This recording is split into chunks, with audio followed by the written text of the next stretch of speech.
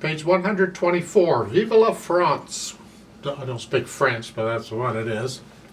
On page 122 and 123, they're introducing you to a C major scale. Now we get to the scales. Some people love them, some people hate them. You'll decide for yourself. For a long, long time, ever since I was little, up until I was full grown and started college, I hated scales. I couldn't stand them. The teachers would make me do them, and I just did them because they made me do them. I didn't understand what they were about. I couldn't do them very well. I took no interest in them whatsoever. And then finally, when I was in the third or fourth year of college, it clicked. Oh, this is what it's about. And suddenly the scales made sense, and why I was doing them and the arpeggios and everything made sense. And at that point I took an interest in them, and I actually got to where I could play them pretty well. I hope you don't wait that long. Scales really are important whether you realize it or not. Now we're starting out with the C major scale. You see, we have major scales and minor scales. Well, we're starting out with the major scales.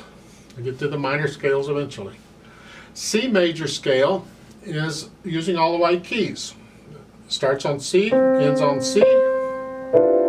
All the white keys. That's why we typically start with it. They give the fingering for it at the bottom of page 123.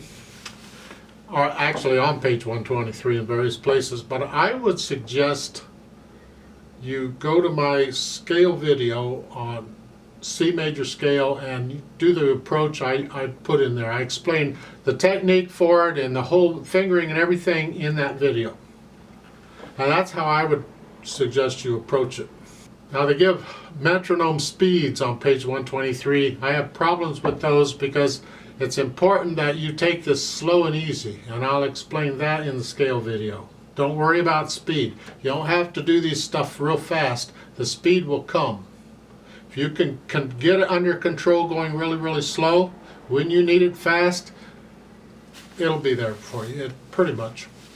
Go watch the video on how I approach scales and the one on C major, do the beginner part, 1 octave up and down, both hands. You're going to learn both hands together, 1 octave up and down. Now, for Viva la France, 3/4 time, and this is in the key of C major. It's kind of hard to talk about key signatures because C major has no sharps or flats. Well, if you look here, you got the clef signs, and then you got the 3/4, and then you got notes. There's nothing there. Well, the reason there's nothing there is because C major doesn't have anything. So when you see nothing there, chances are it might be in C major. Not necessarily, but it might be. For now, it's going to be, because the reason is because there's also a minor scale with the same key signature, and we're not doing minor scales yet. So you can pretty much rely on this being C major. If you know the notes in the scale, you don't have to worry about the sharps and the flats in the key signature. You'll just play the notes in the scale and be done with it, pretty much. One hand at a time here. Starting with the right hand, you have 5th finger here. You're not going to stay here, because if you do a full scale, 5-finger position doesn't cut it. You got more notes. You got to move around, but we'll talk about it. So at the beginning, 1, 2, 3, 1, 2, 3, 1, 2, 3, 1, 2, 3. Remember the dotted half note is the same as 3 quarter notes. It's 3 counts in 3/4 time. And then the second line, you're here, 2, 3, and then they say cross 3 over at the above the staff. The 3 circle, that means, remember this book, when you have to move a hand around, they circle the finger number to tell you moved. I find it a little misleading because that's really not how music works. You don't get a circle around a finger number. However, this is all part of the scale. You simply come across the thumb, relax. If you relax, your thumb can do amazing things. If you just relax, you can move this hand around quite a bit. So just relax and put 3rd finger on it. No force, no pressure, no tension or nothing. You just relax and move the hand over. I use the arm to move it over. And put thumb on that. Now, not everyone teaches this technique. There's different techniques for playing the piano, and some people teach you don't reach over a thumb or reach the thumb under. You just come across real quick. I'll lean this way and go this way. I don't see any point in that. But that's not the technique I use. And it's not what I teach. I teach, keep it down, relax, come over, and just play it. If I were going the other way, I would relax and just reach the thumb. If you relax, your thumb can move around a little bit. You're not forcing enough in it. Just real quick, just... I talk about the trill exercise in the scale video. That should help you some on this. You don't want to be twisting around or moving, doing anything fancy with the arm or hand or nothing. You just relax and come over. That's all. And now we're in this position to finish it off. So, top of page 125. Here, second line, you're here. Third line, well, the third line you got to come up, but you have a rest at the end of the second line. During the rest, one beat rest, you just lift up and move. And you're up here again. Now we're going to do the C major scale going down. Again, just cross over third finger, because this is the scale pattern. That's the scale. So, and that's all we're doing here. If you know the scale, you'll recognize it in music when you run into it. Scales are used a lot in music. They may not start on a particular note you expect them to, like a C major scale may not start and end on a C. Could be any note, but you'll still recognize that, oh, I recognize the scale, and you just play it. It makes it so much easier to play the pieces. Some teachers teach that you don't need none of that. If you need to play a scale, you can learn it in the music. You don't need to learn the scale extra. Just learn it in the music. I tried that approach. It doesn't work. I need to know the scales. Because I hated scales. I don't want to do the scales. I just learned them in the music. I could never play them very well in the music because I never bothered to work on them as scales. So my point is, take the time and work on the scale. When you sit down each day, first time, I recommend do the scale. At least once. Do the scale nice and slowly. With a metronome, at least sometimes, but do the scale. Don't need to do it a lot. Just once a day is usually enough, and that's fine. Now, left hand. You're down here in C position, and then all dotted half notes. They're all going to get 3 counts, and then the second line, you just bring the... Actually, what I'm doing is, technically what you're doing is just moving the little finger down. The rest of the hand is staying where it is. And then here. But a lot of times, it's just, I want to stay relaxed, and when I do that, the hand tends to go with it. I leave the thumb where it is. The hand tends to go with it. And then again. Then I come up. But technically, it's only that coming up because we have an F coming up here. And I would need the here, so I'm leaving the hand here. I want here to here.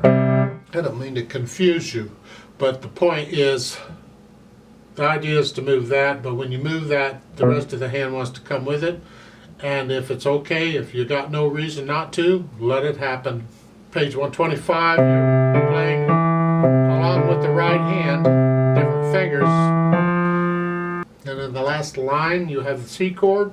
A couple of those, and then here. Again, with the chords, you're lowering the whole hand down. I'm not trying to use finger muscles to push them down. I'm just letting gravity do the work. Because when I go from the last 2 measures when I go from here to here, that's awkward. Because you want to get all the notes down at the same time.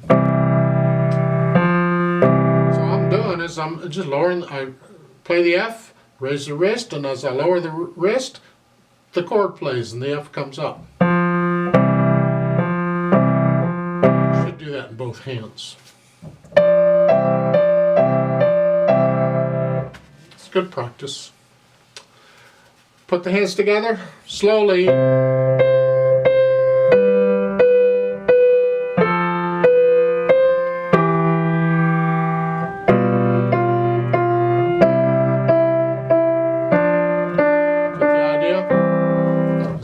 Page 125 in the last line. The tricky part here.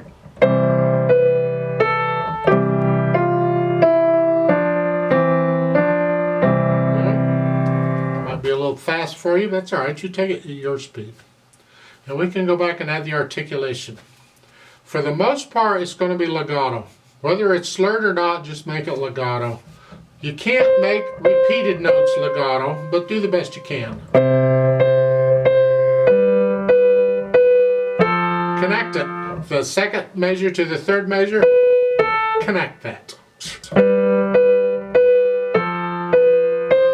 Then you can lift up at the end of the line. It's a new phrase. You're only lifting up the right hand, not the left. Here, so this is alright, but lift this up.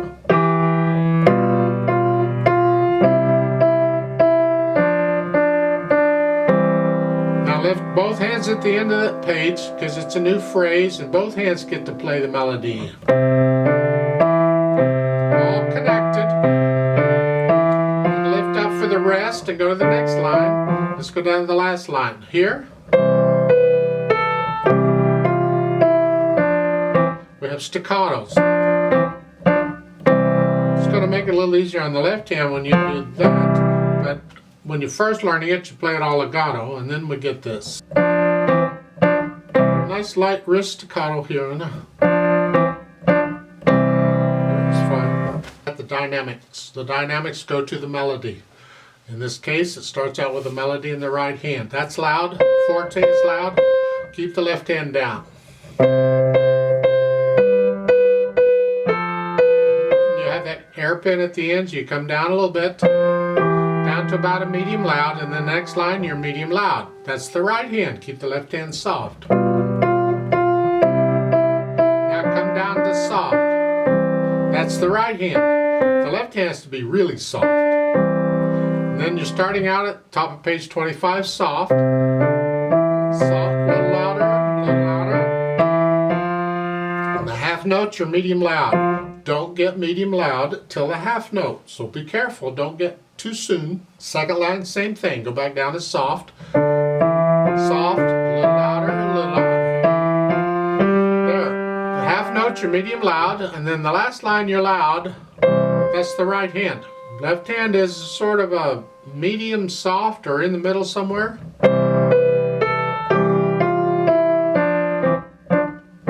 And at the end, you get softer. That's the right hand. The left hand has to be super soft. We want to hear the C in the last measure. Even though it's outnumbered, you got all this going on, we want to hear that. So play this really soft. Don't use the soft pedal, that's cheating. You do it with the hands. It takes practice, but it's good practice. Now, speed-wise, cheerfully, it's a happy song. So what do you think speed should be? I don't care. If you're going to sing it, how fast would you sing it?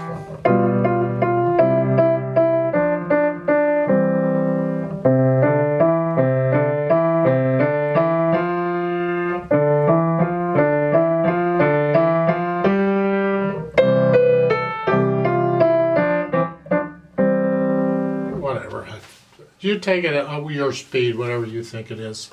I would like to play it with you very slowly to double check the notes and the rhythms, even though I just demonstrated. I don't mean to demonstrate these because I don't want you following me. But still, let's go over the notes and the rhythms very slowly to make sure you have those. I'm not going to do the dynamics.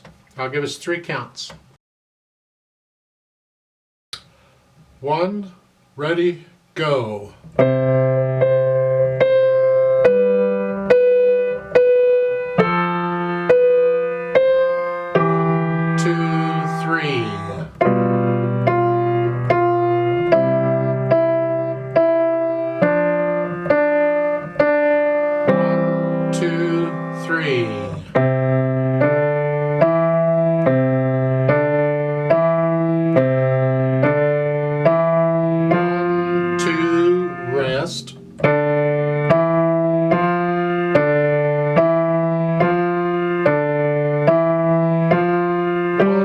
2, rest. 1,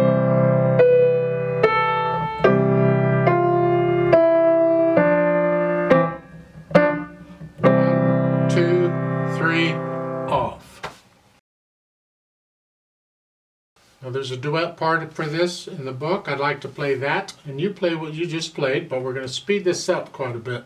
So I'll give us 3 counts. And again, I need you to go up, but this time I need you to go up 2 octaves, not just 1. So instead of pretending middle C goes up an octave to here, take it up another octave to here. So pretend middle C is up here. And instead of here to start, you're going to be up here to start.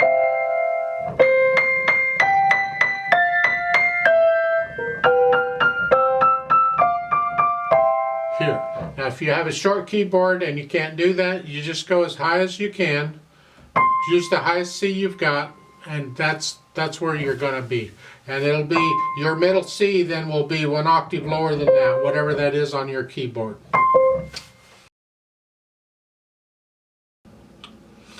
One, ready, go. 1, 2, 3, 1.